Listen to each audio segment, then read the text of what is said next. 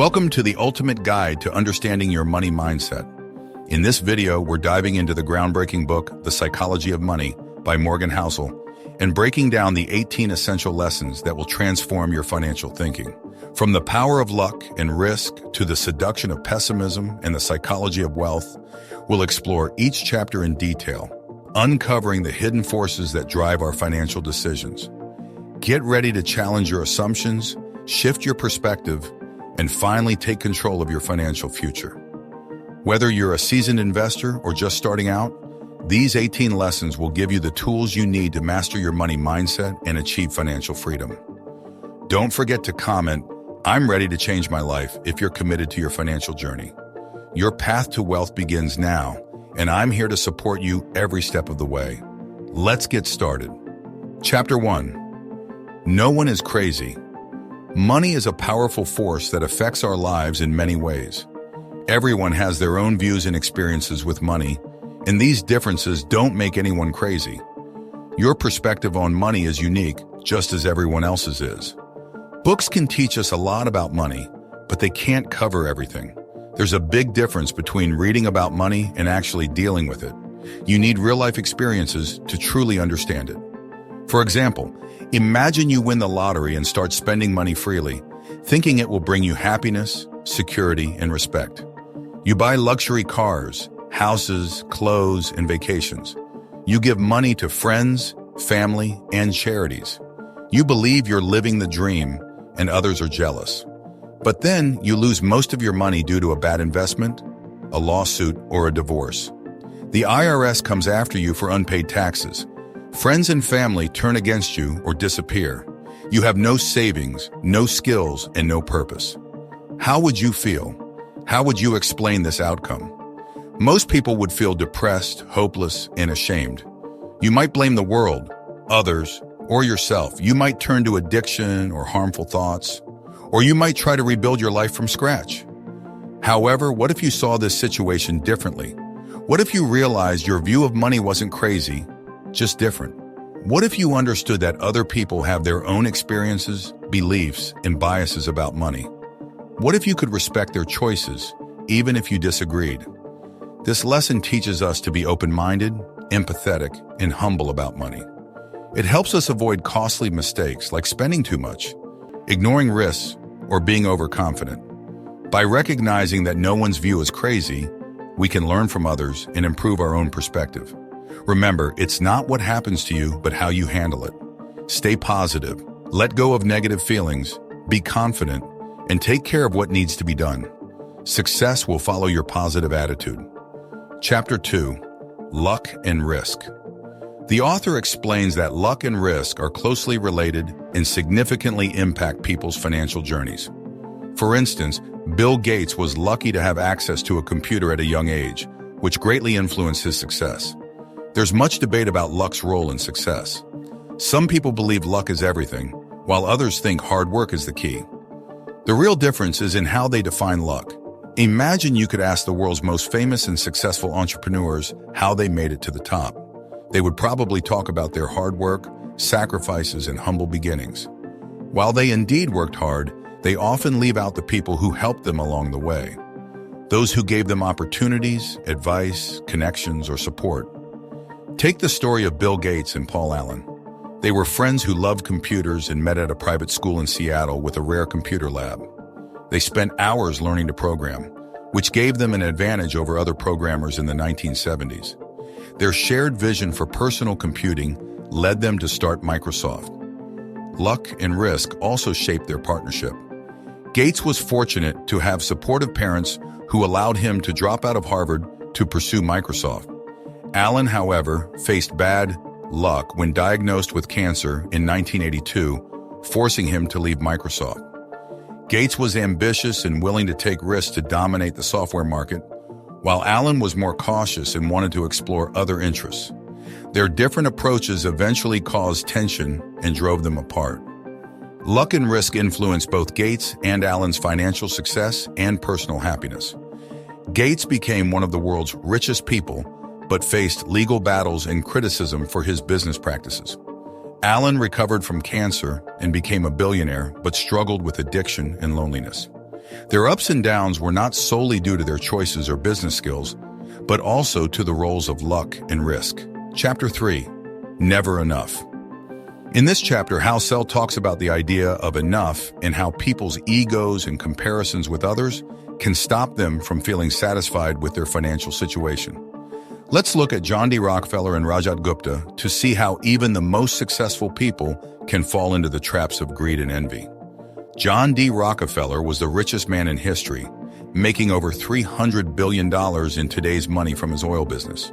He gave millions to charity, but was never satisfied with his wealth and always wanted more. He once said he'd retire when he had $100 million. But when he reached that goal, he changed it to $1 billion. He also suffered from anxiety, depression, and poor health for most of his life.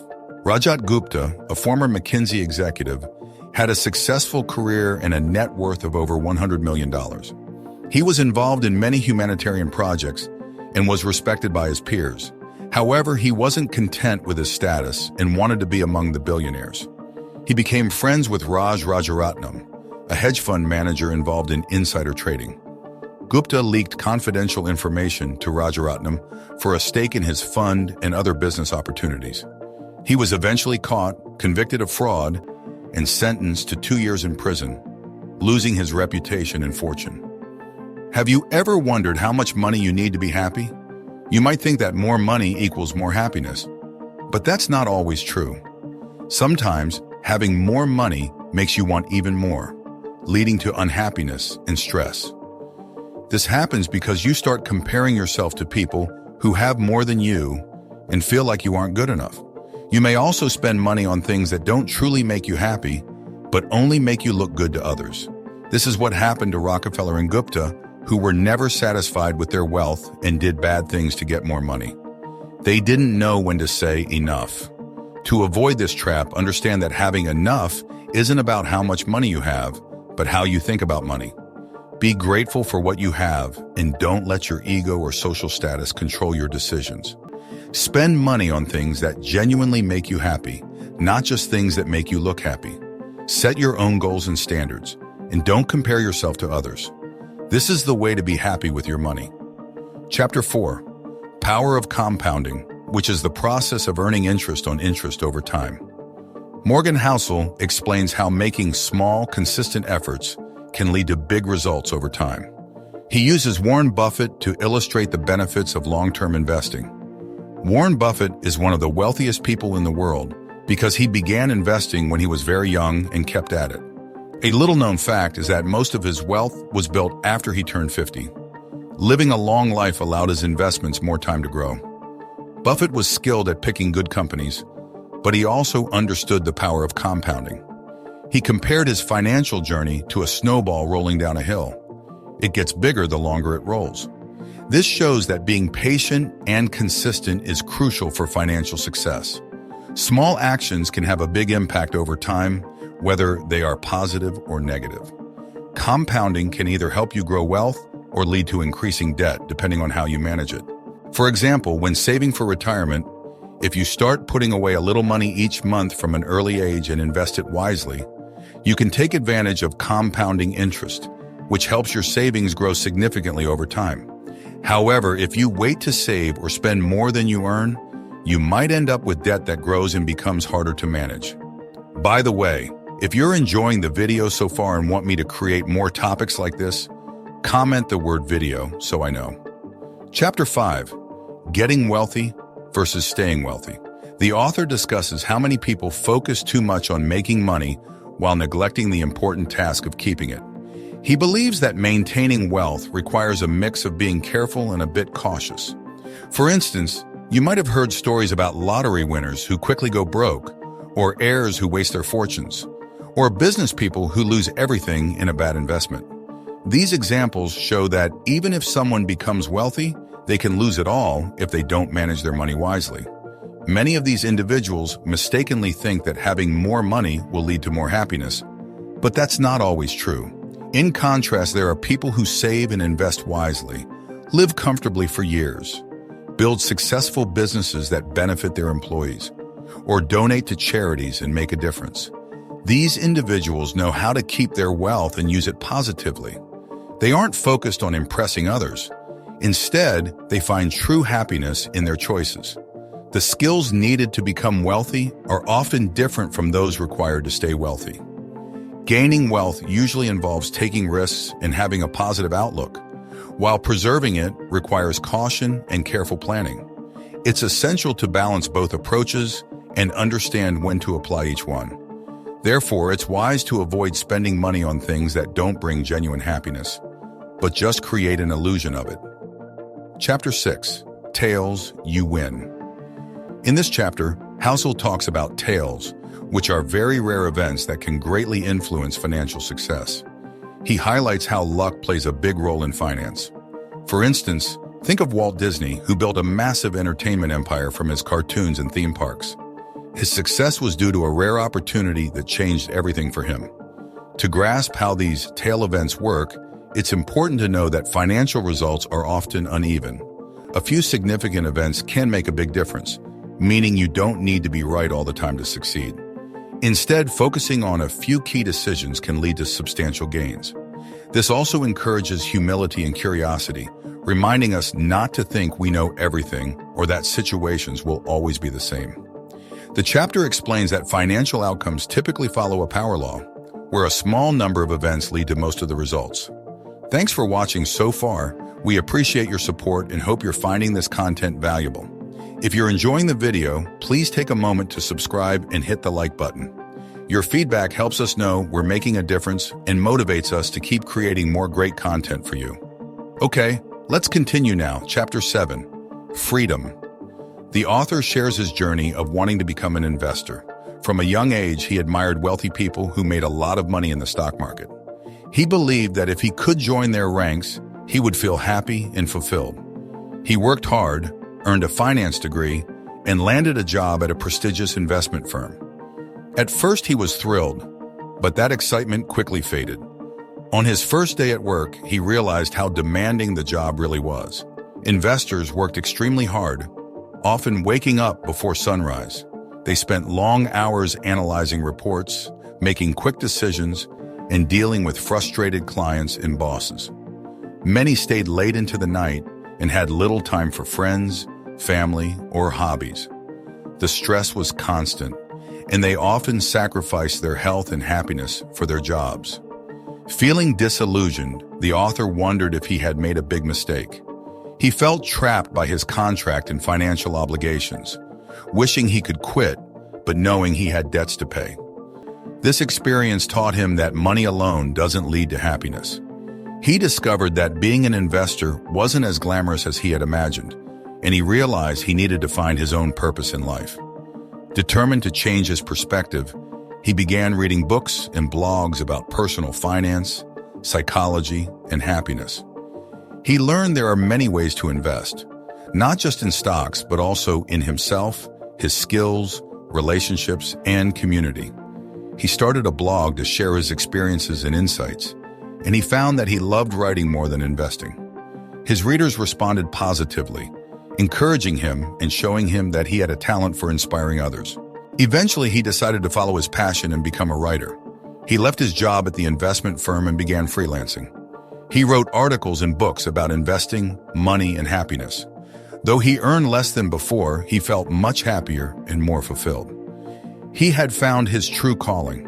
Through this journey, he learned that true happiness doesn't come from how much money you have, but from how you use it to live a meaningful life. He discovered that investing is not just about making money. It's also about making a positive impact on the world. He understood that success is not only about achievements, but also about who you become as a person. Morgan Housel sums it up well, stating that the greatest freedom is the ability to wake up every day and say, I can do whatever I want, when I want, with who I want, for as long as I want. This idea emphasizes the importance of having control over your life and choices. Chapter 8. The Man in the Car Paradox. Housel points out that when people see someone driving a fancy car, they often imagine themselves behind the wheel instead of admiring the driver. Those who spend a lot on visible luxuries might be sacrificing their long-term financial stability and happiness for short-term pleasure. It's important to avoid comparing ourselves to others and instead focus on our own values and goals. Take the story of Tom, for example. Tom always dreamed of owning a Ferrari. He worked hard as a lawyer and eventually saved enough money to buy one. He believed that driving a Ferrari would make him feel successful and earn him respect from his peers and clients. He pictured people admiring and envying him as he sped by. However, Tom quickly found out that his Ferrari didn't bring him the happiness or recognition he hoped for. Instead of admiration, most people either ignored him or felt resentment towards him for showing off his wealth. Some even thought he was arrogant or dishonest, assuming he must have cheated to get rich. On top of that, Tom felt stressed about the costs of owning such an expensive car, including insurance, repairs, and parking. He worried constantly about it getting scratched or stolen. Over time, Tom realized that the thrill of driving the Ferrari wore off. At first it was exciting, but soon he became accustomed to it and took it for granted. He began to look at other cars and wonder if they were better or faster. This led to dissatisfaction. He wanted to upgrade to an even newer or fancier model. Ultimately, Tom recognized that he had made a mistake in buying the Ferrari. He had spent a lot of money on a status symbol that didn't bring him real joy or value. He wished he had used that money for something more meaningful, like traveling, learning new skills, or donating to charity. Realizing this, Tom decided to sell his Ferrari and purchase a more practical and affordable car. He also promised himself to stop comparing his life to others and instead focus on his own goals and happiness. Chapter 9. Wealth is what you don't see. In today's world, we are constantly surrounded by messages that promote instant gratification, social comparison, and a focus on material possessions. Many people want things right away and are willing to spend a lot to get them. Influencers, celebrities, and reality stars like the Kardashians showcase their glamorous lifestyles on social media, leading some to envy them and believe that their wealth equals happiness and success. However, we often don't see the full story. We overlook the hard work, sacrifices, and struggles that come with their success. Behind the glitz, there may be stress, anxiety, and feelings of loneliness that contradict the happiness they portray. Many of these figures are not truly wealthy. They might just appear rich. Some individuals try to mimic these lavish lifestyles by spending more than they can afford, taking out loans they can't pay back, or buying unnecessary items. They might pretend to be wealthy and happy, showing off possessions that don't actually bring them joy. This behavior can lead to serious consequences, including debt, bankruptcy, and legal issues. It can also affect their health and well-being, leading to mental health problems or addiction. Ultimately, they might find that they were chasing the wrong things and were merely surviving rather than truly living. Here are some questions to think about. How do you avoid comparing yourself to others who seem rich but might not be? How do you balance your current wants with your future goals? How can you use your money to gain time and options instead of just material goods? How do you define wealth and happiness for yourself? What unnecessary things do you spend money on? What are some meaningful things you save for that you truly need or enjoy? How do you resist the urge to buy things you can't afford or that won't make you happy? Chapter 10. Save money. This chapter emphasizes that saving money is the key to building wealth and happiness. You might wonder how much you should save. Many think it depends on their income, investments, or spending habits. However, the author argues that what really matters is how much money you keep. Saving money is essential for creating wealth and security because it is a reliable and safe way to grow your finances. In contrast, earning money or investing involves risks and uncertainties.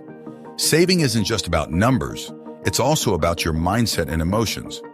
For instance, being humble and confident can make saving easier, while being proud and insecure can make it harder. Importantly, saving money doesn't mean you have to give up happiness. It's about choosing what truly brings you joy. Consider two friends with different approaches to money. One friend loves shopping. She buys lots of clothes, shoes, and gadgets each month, believing that shopping boosts her happiness and confidence. She feels she deserves to treat herself for working hard, so she doesn't save much money thinking she can't afford to. Now think about another friend who enjoys budgeting. She tracks her income and expenses closely, buying only what she needs and occasionally treating herself. She feels that budgeting gives her happiness and confidence, and she respects herself for being responsible. Because she believes she needs to save and can afford to, she sets aside a significant amount of money. The author concludes that building wealth is not about how much you earn or how much you make from investments, but about how much you save. Chapter 11. You and Me. This chapter discusses how we often compare our financial situations and success to others, which can be both natural and harmful. The author, Housel, points out that we usually measure our wealth and happiness through things like income or net worth, instead of focusing on more important aspects like health, freedom, or relationships. This habit of comparing ourselves to others can lead to feelings of envy, unhappiness, and unrealistic expectations. We often look at those who are better off than us instead of considering those who may have less. To improve our well-being, it's important to focus on our personal growth and values rather than what others possess. The chapter encourages us to rethink what success and happiness really mean. It reminds us that money isn't the only or best way to gauge how well we're doing in life.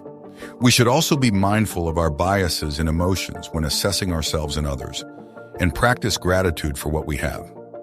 A good example is Jim Carrey, the well-known actor and comedian. He grew up in poverty and worked hard as a stand-up comic before becoming famous for movies like Ace Ventura and The Mask. Despite his wealth and fame, Carrey faced personal struggles like depression and divorce. He learned that money and recognition didn't guarantee happiness. Carrey famously said that everyone should experience wealth and fame to realize they aren't the ultimate answers to fulfillment. He began exploring spirituality and art to find meaning in his life. His journey reflects the chapter's message of questioning our assumptions about success and prioritizing what truly matters to us instead of what society values. Chapter 12. A Surprise. This chapter emphasizes that when it comes to money and investing, the future is always uncertain. The author reminds us that unexpected events can happen at any time, so it's important to stay humble and cautious about our financial decisions. We can't control everything, and we should be prepared for surprises. The chapter encourages us to be resilient and resourceful when facing difficulties. Instead of sticking rigidly to our goals or plans, we should be open to changing them as situations evolve. A good example is the COVID-19 pandemic, which struck unexpectedly in 2020 and had a huge impact on the global economy. It led to many deaths, job losses, and business closures, but it also brought about new opportunities like vaccines, remote work, and online shopping. The pandemic challenged people to rethink their financial strategies and adapt to new circumstances. This situation highlighted the importance of having a safety net, diversifying income sources, and being flexible in uncertain times. Overall, it teaches us that being prepared for the unexpected is crucial in managing our finances. Chapter 13. Leave room for error. The author stresses that your identity should not be tied to your investments. This means you shouldn't let how your investments perform define who you are. People often get too emotionally involved with their investments, which can lead to bad decisions based on feelings. For instance, if you invest in a stock that starts to drop, you might panic and sell it at a loss. This reaction is usually driven by emotion and can negatively impact your overall finances. It's important to remember that your value as a person isn't determined by your investment results. Instead, you should set clear goals, stick to a long-term strategy, and diversify your investments. Additionally, avoid borrowing too much money or concentrating all your investments in one area. It's wise to keep some savings for emergencies. Focus on what you can control and consider how losing money would affect your life. Aim for financial security and peace of mind rather than just chasing wealth or status. Chapter 14. You Will Change. The author points out that people often underestimate how much they will change over time and how that will impact their financial needs and preferences. Essentially, we aren't the same throughout our lives, so our financial plans shouldn't stay fixed either. Life is like a journey where we start at one place and end up at another, exploring different paths along the way. We shouldn't stick to the same plan we made when we were younger, because we might discover new interests and experiences we want to pursue.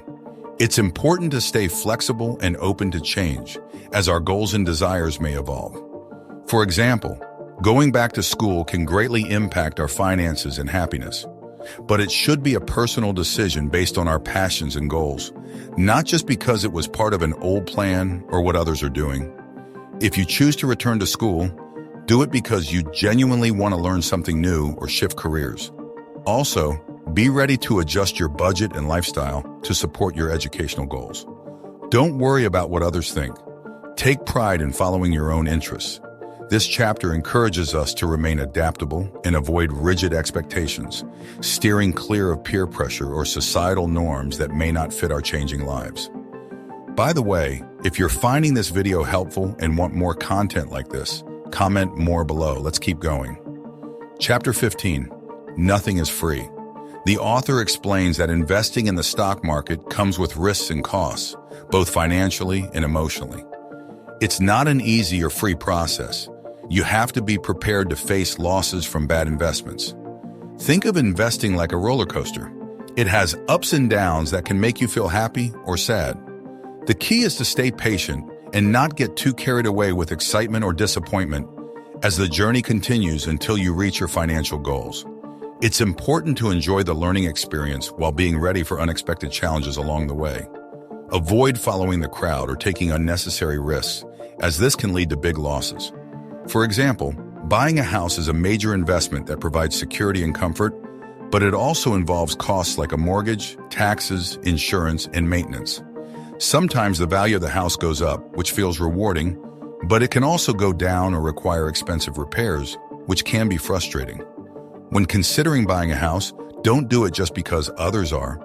Instead, choose one that fits your needs and budget and that you can maintain over time. Be prepared to handle any issues that may come up as well. Chapter 16, Being Reasonable and Rational. This chapter encourages us to think for ourselves when it comes to money and investing. It emphasizes that there isn't a single path to financial success and warns against simply copying others or assuming they know better.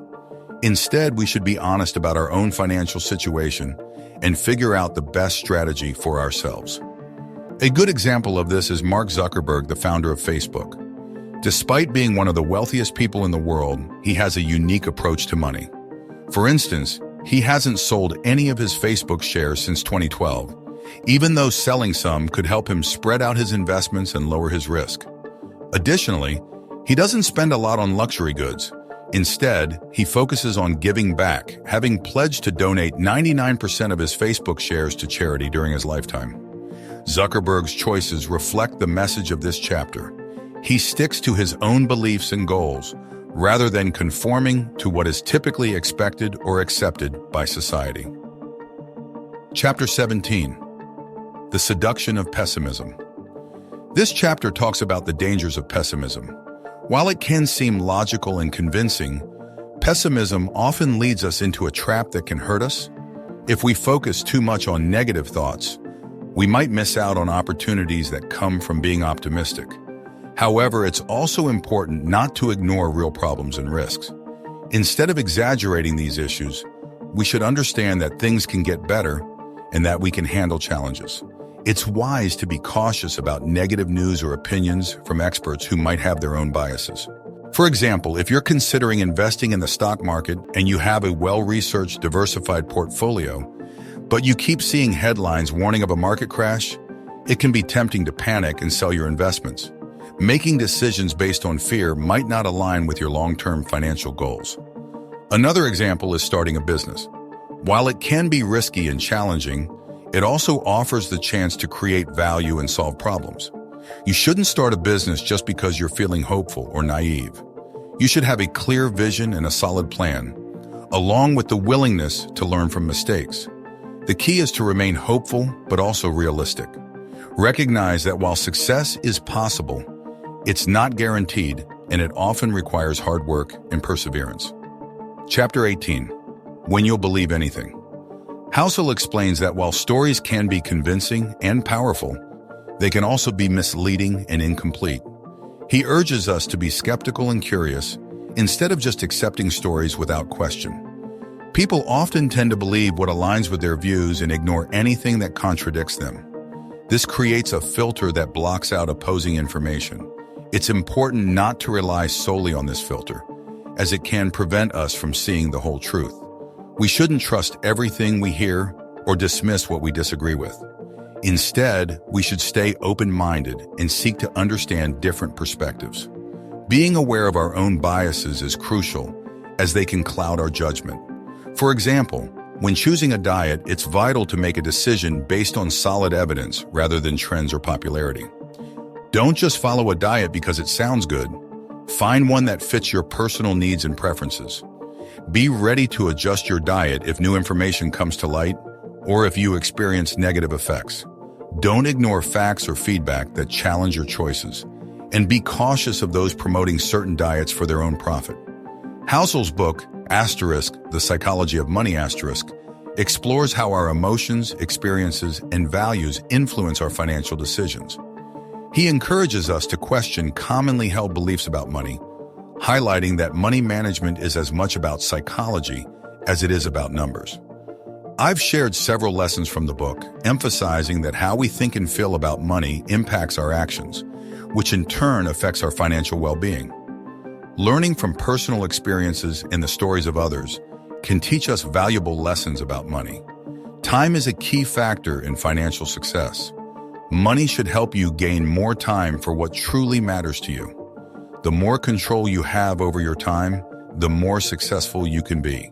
Saving more and spending less is essential for achieving financial independence. The difference between our ego and our income, as well as our spending and aspirations, plays a significant role in how much we can save. The bigger these gaps, the easier it is to save and the less we need to work.